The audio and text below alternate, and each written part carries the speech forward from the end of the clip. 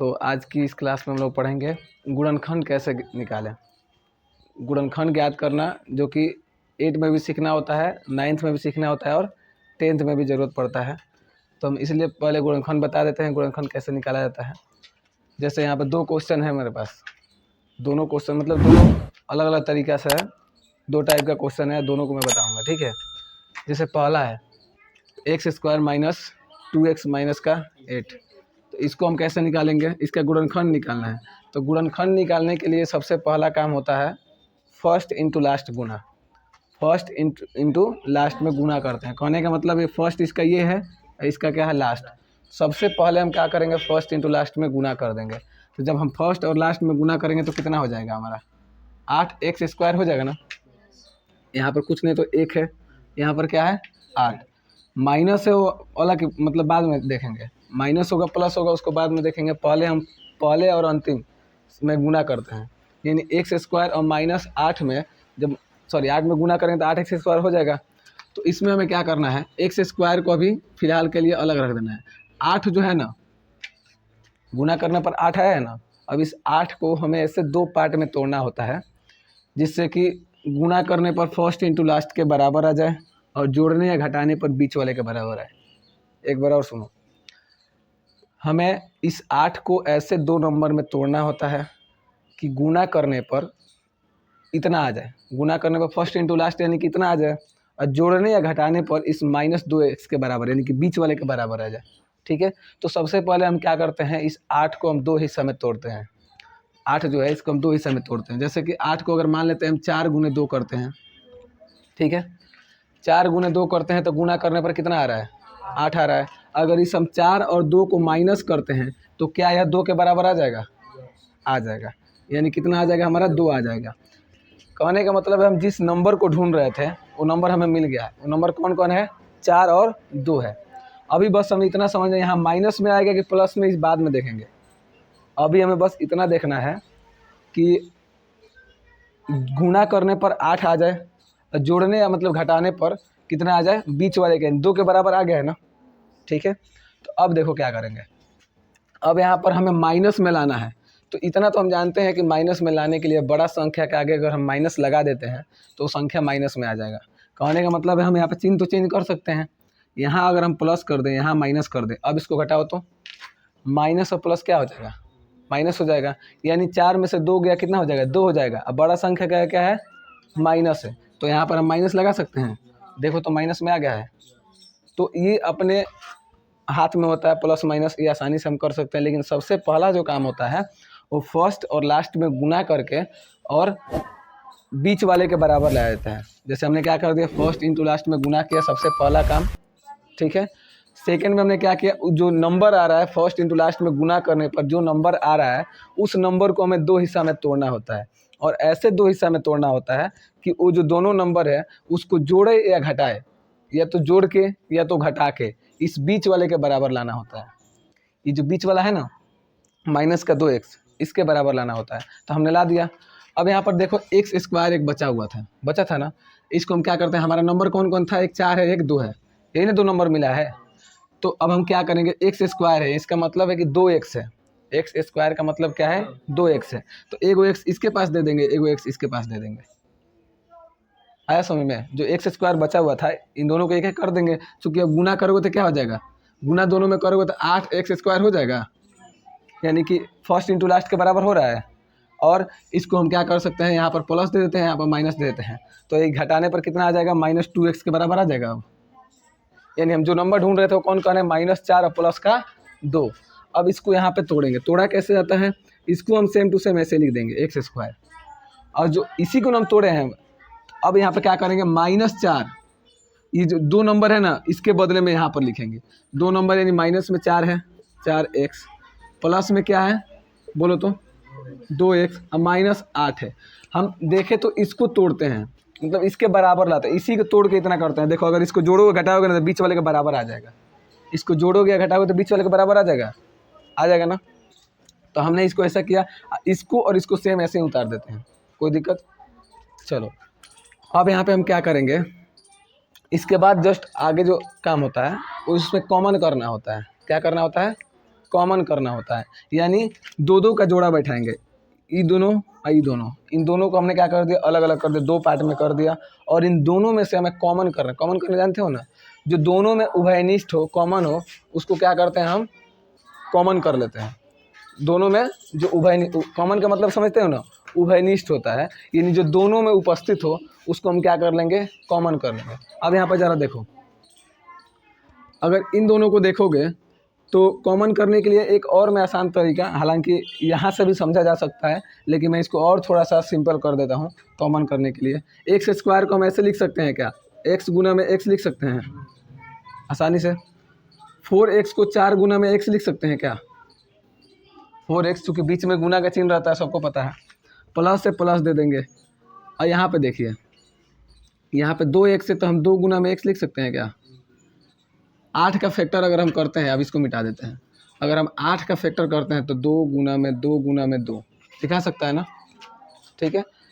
अब यहाँ पे क्या करेंगे, दो दो पार्ट, एक इसका पार्ट हो गया और एक ये पार्ट हो गया, यानी हम जो यहाँ पे अलग किए थे ना, इन दोनों को यहाँ भी हमने अलग कर दिया है। अब इन दोनों में से कॉमन करेंगे, जैसे कॉमन करने का मतलब है ये एक पद हो गया और एक ये हो गया, इन दोनों में क्या कॉमन दिख रहा है तुमको, एक्स कॉमन दिख रहा है ना, इसमें भी एक्स है इसमें भी एक्स है, तो हम एक्स को कॉमन कर लेते हैं। आया बात समझ में, एक्स को जब कॉमन करोगे, और कुछ कॉमन है क्या, 4 इसमें है लेकिन 4 इसमें नहीं है, तो हम 4 तो कॉमन नहीं करेंगे, केवल हम क्या कॉमन करेंगे, एक्स कॉमन करेंगे। जब एक्स कॉमन करोगे इसका मतलब क्या है कि एक एक्स इसमें से ले लिए हो, तो यहाँ पे कितना एक्स बचा है, एक ही को एक्स बचा है, और इसमें 2 एक्स था, इधर एक एक्स को हम यहाँ पे कॉमन कर लिए हैं, तो यहाँ पे कितना एक्स बचा है, एक एक्स, माइनस से माइनस दे देंगे। इसमें अब ध्यान से देखो, हमने क्या कॉमन किया है, एक्स को कॉमन कर लिया है, तो क्या बचा है इधर, केवल 4 बचा हुआ है। कितना समझ में आ रहा है, प्लस से प्लस दे देंगे। अब इन दोनों में देखेंगे क्या कॉमन है, इसमें और इसमें क्या कॉमन है, 2 कॉमन है, 2 कॉमन है, और कुछ कॉमन है क्या, नहीं कॉमन है। कहने का मतलब है यहाँ पर 2 है, इधर भी 2 है, लेकिन इधर x है तो क्या इधर x है, तो x को कॉमन नहीं करेंगे। अब यहाँ पे देखो, जब 2 को कॉमन कर लिया तो क्या बचा है, इधर x बचा हुआ है, और यहाँ पर हमने 1 2 को कॉमन किया है, तो कितना 2 बचा हुआ है, 1 2 को 3 को 2 है, 1 2 को हमने कॉमन कर लिया, कितना 2 बचा हुआ है, 2 2 बचा हुआ है, 2 दूना 4, माइनस का कितना हो जाएगा यहाँ पर, चूँकि यहाँ पर माइनस है तो माइनस दे दिए हम, यहाँ पर 2 दूना 4 कॉमन कर लेते हैं, बाकी जो बच गया उसको उसी में लिख देते हैं। समझ में आ गया। और देखो यहाँ तक सही बना है कि नहीं, इसको जांच करने का एक तरीका होता है, यहाँ तक तुम सही बनाए हो कि नहीं, यहाँ पे खुद से तुम जांच कर सकते हो। कैसे, हम यहाँ पे क्या करेंगे, ये जो यहाँ पर जो ब्रैकेट में नंबर आया है ना, अगर ये सेम रहेगा, सही है, चिन्ह भी सेम रहना चाहिए, जैसे यहाँ पर माइनस है तो यहाँ भी माइनस है, अगर चिन्ह भी सेम है तो समझो तुम यहाँ तक सही बनाए हो, और नहीं तो समझो कहीं ना कहीं तुम गलती किए हो, तोड़ने में कहीं गलती किए हो, या जैसे भी गलती किए हो, ठीक है। तो जांच करने का तुम्हारे पास एक तरीका है, वो है क्या, कि तुम यहाँ पर ये जो पोस्ट में नंबर आया ये सेम होना चाहिए। अब यहाँ पे क्या करते हैं, इन दोनों के बदले में एक बार लिख देते हैं, x माइनस का 4, इन दोनों के बदले में हम क्या कर देते हैं, एक बार लिख देते हैं। और ये इसके बाद क्या बच गया, x प्लस में 2 बचा है ना, इसको एक ब्रैकेट में लिख देते हैं, x प्लस 2, ये हो गया हमारा आंसर। आगे और भी चाहो तो तोड़ सकते हो, लेकिन इतना गुणनखंड निकाला जाता है तो इतना पर भी करके छोड़ दोगे तो कोई दिक्कत नहीं। आया बात समझ में। या आगे और भी किया जाता है, जैसे 10th में अगर सीखने को मिलेगा तो ये क्या हो जाएगा, x माइनस 4, जैसे शून्यक निकालना होता है तब, तो अभी हमें शून्यक नहीं पढ़ना है, अभी जो आंसर हो जाएगा इसका क्या हो जाएगा, यही हो जाएगा। बात समझ में आया। अगर इन दोनों को फिर से गुना करते हो ना तो इतना के बराबर आ जाएगा। ये रहा गुणनखंड निकालने का तरीका, ठीक है। एक इसको भी हम बता देते हैं ताकि क्लियर हो जाएगा अच्छे से, इसको 2 बता देंगे तो ठीक है। देखो क्या कुछ दिक्कत है, देखो दूसरा अब क्या करते हैं, दूसरा में भी वही हम काम करेंगे। सबसे पहला, लेकिन इसको ना एक सजाना पड़ेगा, इसको कैसे सजाएंगे, एक चीज़ देखो, इसमें जो चर पद है ना उसको सबसे पहले लिखाया था, ये तो पता है तुम लोग को, पावर के अनुसार लिखाया था, यानी इसके पास 2 पावर है, इसके पास कुछ नहीं है तो कितना है, इसके पास 1 पावर है ना, तो इसको हम पहले कर देंगे। और जो अचर पद है वो कभी भी लास्ट में होता है, देखो इसमें अचर पद लास्ट में है तो इसमें अचर पद बीच में दे दिया है, तो उससे कोई दिक्कत नहीं, हम अचर पद को क्या कर देंगे, लास्ट में लिख देंगे, ठीक है। चिन्ह के साथ लिखेंगे, एक बार सजा देते हैं इसको, 6x स्क्वायर, इसको हम इधर लिखेंगे माइनस का 7x, चूँकि चिन्ह के साथ आएगा ना यहाँ पर, और ये -3 ये लास्ट में चला जाएगा, क्योंकि अचर पद हमेशा किधर रहता है, लास्ट में। इतना काम करने के बाद फिर हम वही अपना वाला काम करेंगे, फर्स्ट इंटू लास्ट में गुना।